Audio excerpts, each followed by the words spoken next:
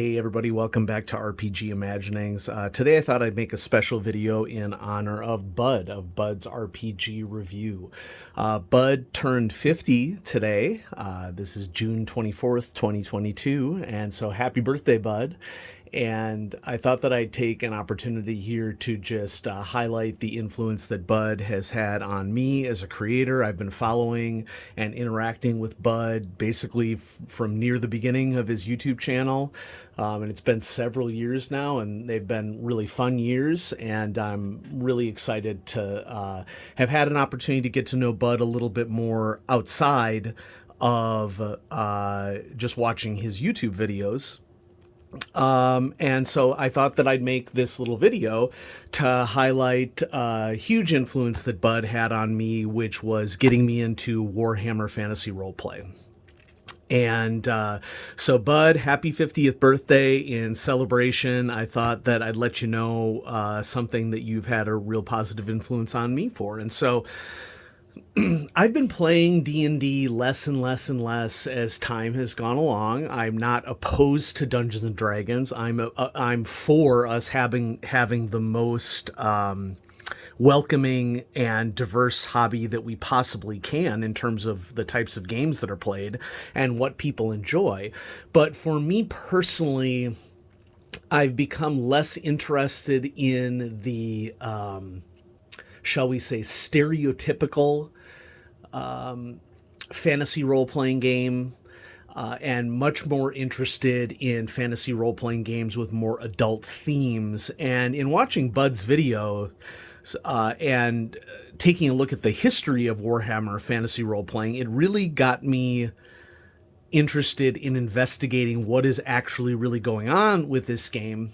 And I think that this is particularly important because without the influence of an international creator, I really would not have had an opportunity to explore this particular game. Warhammer Fantasy Role-Playing has been very popular in the UK. It's never really been popular in the US until the internet age came along, because it just was not featured on store shelves at all in the United States when I was growing up. And so, since a lot of UK gamers have direct experience with Warhammer Fantasy Role-Playing, it has been something that I have been able to learn a lot more about just by being invited to interact with UK gamers out there. And Bud is a perfect example of someone who is showcasing what he loves about role-playing games and the fact that he has had this historical access to role-playing games that I never had access to as a US gamer has been really important for me.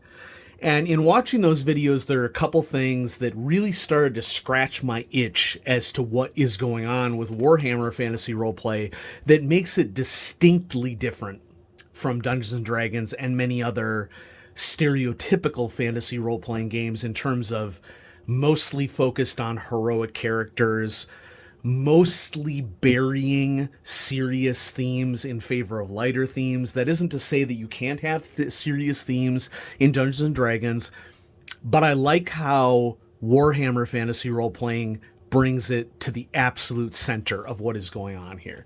This is a game that does not have much thought censorship in it, which I think was common in Dungeons and Dragons, especially early on. And so as I started exploring Warhammer Fantasy Role-Playing a lot more, I noticed a couple things, and I just want to highlight a couple of those things for anybody here in the audience. I don't want this to be a terribly long video, but I just, want to share joy, which that's what today should be about. So first of all, the art in this edition, newest edition of Warhammer Fantasy Role-Playing is just absolutely spectacular. It's gritty. It's grotesque. It feels, on one side, less realistic, and on another side, more realistic. Let's get to some character portraits here, because I'm particularly interested in how character portraits are done in Warhammer Fantasy Role-Playing. This is the Middenheim guide the City of the White Wolf. Warhammer is interesting to me in that it is a largely city-based role-playing game or town-based role-playing game. I'm sure that doesn't mean that you can't go out exploring the wilds, but that has been, a major aspect. And so these black and white character portraits with details of the face and particular facial expressions that you can see that are really showcasing the emotions of a particular character and what they're interested in. So here we have somebody named Alfric Halfnose, Anvil Breaker. There is also a sense of humor to Warhammer Fantasy role-playing that I have really come to appreciate. And I don't know if it's a British sense of humor. It can be dry. It can be tongue-in-cheek. There's a lot of dark humor in here. I'm not really sure that I'd classify it exclusively as British humor, but what I like about it, and I'm going to switch to the most recent part of the Enemy Within campaign, The Horned Rat was just released.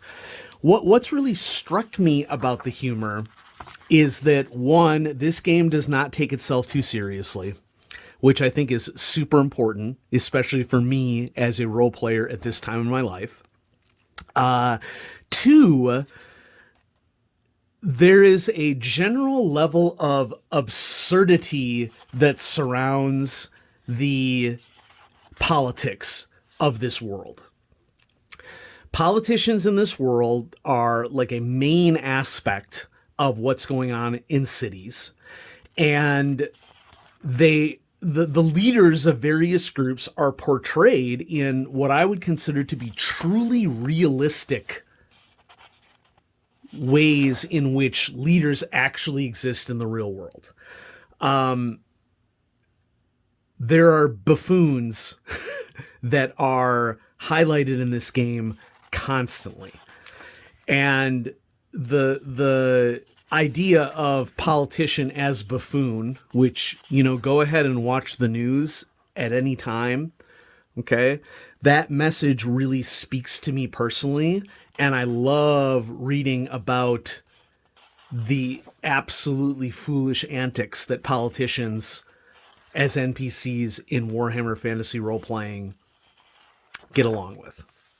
So this is the Horned Rat, which is Section 4 of the Enemy Within campaign. That was another big thing that attracted me to wanting to explore Warhammer Fantasy role-playing a lot more, is that Bud has spoken a lot about the beauty of the Enemy Within as a historical campaign in the role-playing sphere. And basically, the more he talked about it, the more interested I became in having another opportunity to view how campaigning is developed and has developed over time and is enhanced over time in a new edition. So part of the reason why I got into the Enemy Within campaign is, yes, because Bud would not stop talking about it, but he was talking about it for great reason. Because not only does it have this reputation of being a classic historic campaign, but I'm also very interested in how campaigns have changed over time. Look at this art right here. Okay. Fascinating and simultaneously disgusting. Okay. I like me a good role-playing game that is self-aware. And Warhammer Fantasy role-playing is very much self-aware. This is also a game where I would argue that it's completely anti-hero. It is heavily focused on the concept of factions.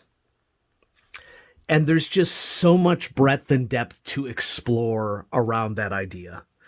And I'm not saying that you can't have this stuff in any other role-playing game. What I love about it is that it is front and center. That's what this game is about. It is about factionalism within cities. Punches are not pulled. Art is gorgeous. And I've just been having a blast reading through these books. One quick little anecdote, and then I'll let you all go. I had read the table of contents for the Altdorf supplement, which is another city that was recently released for Warhammer Fantasy Roleplay, and I wasn't feeling too keen on it. And then I picked it up off of the shelf in my FLGS and started reading through it. And I was like, wow, my judgment of the table of contents was completely wrong. This has so much cool stuff in it because Altdorf is largely the city that has colleges of wizardry in it in Warhammer Fantasy Roleplay. And so what I'm getting at is that it was another opportunity to explore a really rich developed lore for a game. So there we go. That's how Bud led me to Warhammer Fantasy Role-Playing Game and how I started collecting it. And I'm having just such a blast reading through a different style of role-playing game that I did not have access to when I was a teen here in the United States. I'm suspicious that if Warhammer Fantasy Role-Playing Game, what with the satanic panic that happened in the United States, I'm suspicious that if Warhammer Fantasy Role-Playing was put on shelves back in the 80s and 90s, it probably would have been pulled in a lot of communities, would be my guess. Because, you know, America is known as the land of the free, but there are all sorts of actions people are constantly taking to make it less free. Okay. So basically without Bud, I never would have been introduced to the awesomeness that is Warhammer Fantasy Roleplay. And so Bud, happy 50th birthday. Thanks for everything that you do with your channel. You are a critical member of the community and you are really showcasing the breadth and depth of awesome games that exist in the hobby. And I am really grateful to have met you and have been my own gaming has been influenced by what you've done. And so I'm going to give this 2 thumbs up and a 10 out of 10 for the influence that Bud has had on me as a gamer. Thanks, Bud. Happy birthday. Have a great day.